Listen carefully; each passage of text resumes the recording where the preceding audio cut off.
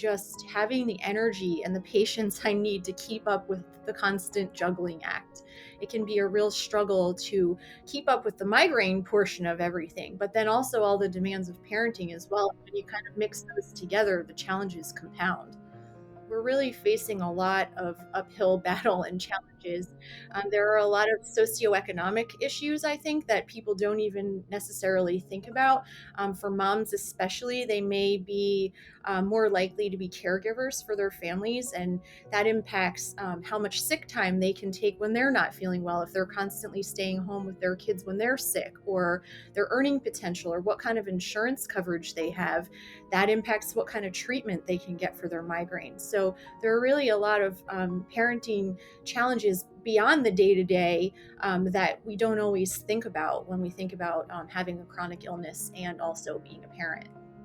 The hardest part for me about living with migraine while parenting was the inevitability that at some point you're going to have to cancel something or say no to something or miss something that's majorly important.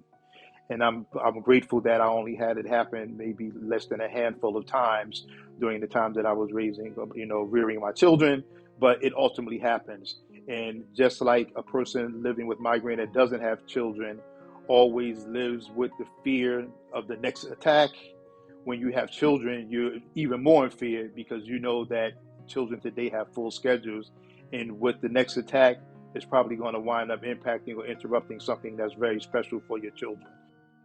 As a parent, migraine has impacted my life in the way that I can't be as available for my child as I want to. When my son was younger, how I would explain migraine to him is we kind of called it a monster because that's what he understood. So the monster was here and it was keeping mommy from being able to do what she wanted, and we just had to play by the monster's rules. The impact of migraine for my life as a parent was horrible. It kind of ruined my life. It ruined my marriage. My children suffered due to my irritability, my lack of presence to be there to help them, to guide them, to answer their questions. Just to be a dad. It wasn't until 4 or 5 years into my migraine career that I realized the negative effects on my children from migraine. And I sat my children down and I'm like, hey, look, daddy has these really bad headache problems, and I got them from going to war so much. And so when you see daddy laying in bed in the middle of the day or hiding in his closet, just know it's nothing that you did wrong. Daddy's just having a migraine. And this is the only thing I know how to do to make it through.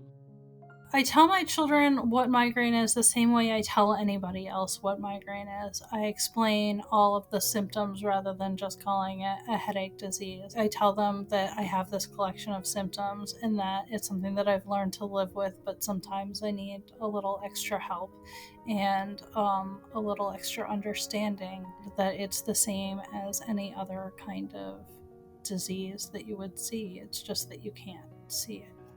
Because my daughter lives with migraine disease, the hardest part of being a parent living with migraine is knowing that I passed this disease on to my daughter.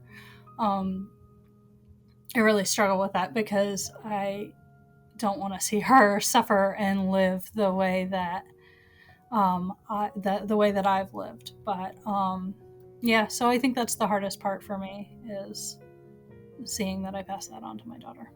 I've had migraines literally the entire time I've had kids. I started migraine at 13 and a couple times a year, and then as I get older they got worse. I'm either in too much pain or I'm too depressed or I just don't have the energy. Everything becomes 1,000 times harder, not only for you but also for your kids. One of my daughter's fondest memories is when she was like 4 and I didn't have a migraine that day and we were able to go do something really fun, and she can still point back to that specific day saying, Daddy, that was one of the only days I can remember you not having a migraine. I explain to my child what my migraine is like. He understands if I say that I'm somewhere on the pain scale from 1 to 10, and he knows if I'm at a lower level that usually I can function and we can go do things, and he knows that if I'm at the higher level, that may mean that we have a pajama day. I did that when he was very young. I would say, we're going to stay in our pajamas all day, and mom's going to lay on the couch with her ice pack. You know, you may make wonderful plans to do something and then you have to cancel them, and then you have to try and share that with your children in a way that they understand. I think that it's really important to educate yourself as a parent and a patient. I think the hardest thing about living as a parent with migraine is the guilt, because you are just not able to function and do things some days other than strap on an ice pack and lay there in the dark. And I think it's really important for parents to try and just put that guilt aside and recognize that I'm going to do the best I can from one day to the next. A migraine attack for me is a whole body experience. It's not just head pain or even light affecting me, sound affecting me. It's all of those things, but it also includes the whole left side of my body. I get what's called migrainous pubalgia, which is basically migraine pain, but on the whole left side of my body. Just being a parent with migraine, it's a challenge, but we work as a team, and that was the only way to get through it.